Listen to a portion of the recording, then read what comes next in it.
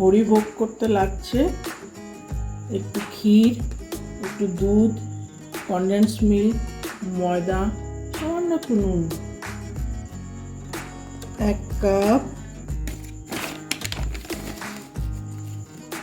2 cup ময়দা নিলাম, 2 cup ময়দা, সামান্য একটু নুন ছড়িয়ে দিলাম। তারপর এটাকে দিয়ে মাখতে হবে। ক্ষীরটা দিয়ে দিলাম, ক্ষীর দিয়ে এরকম করে মেখে এই দুধটা দিয়ে মেখে ফেলবো। একটা মানে আটা মাখার মতো একটা ইয়ে করে নেবো, ডো বানিয়ে নেবো। কনডেন্স মিল্ক দিচ্ছি,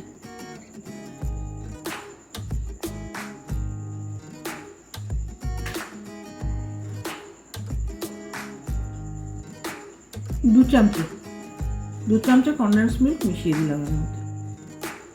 এবারে একটু দুধ দিয়ে দিয়ে মেখে নেব।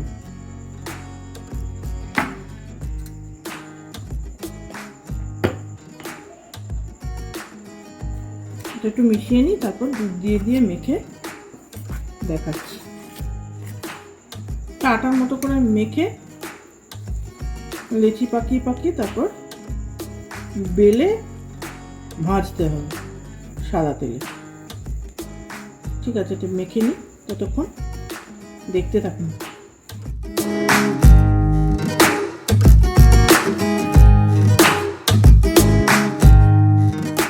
মেখে রাখা ডোগুলো এরকম ছোট ছোট লেচি পাকিয়ে এরকম করেছি।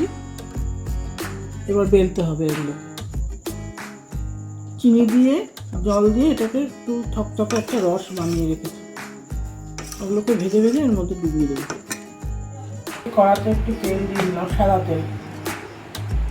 কড়াতে সাদা তেল দিয়ে দিলাম। লেচিগুলোকে এবার বেলবো, একটু করে বেলবো, খুব বেশি বড় করবো না।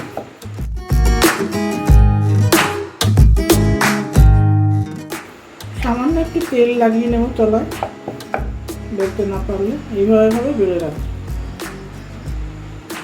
তারপর গ্যাসটা জ্বালিয়ে ভাজতে শুরু করব। তেলটা গরম হয়ে গেছে, এবার ছেড়ে দেখি।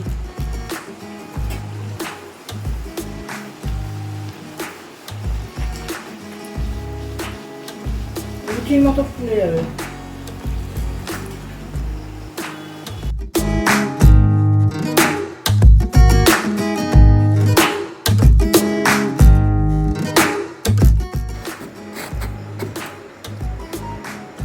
রসটা ঠান্ডা করাই ছিল, এর ওপর দিয়ে গরম গরম ভেজে এর ওপর দিয়ে দিয়ে একটু একটু করে ছড়িয়ে দিলাম রস।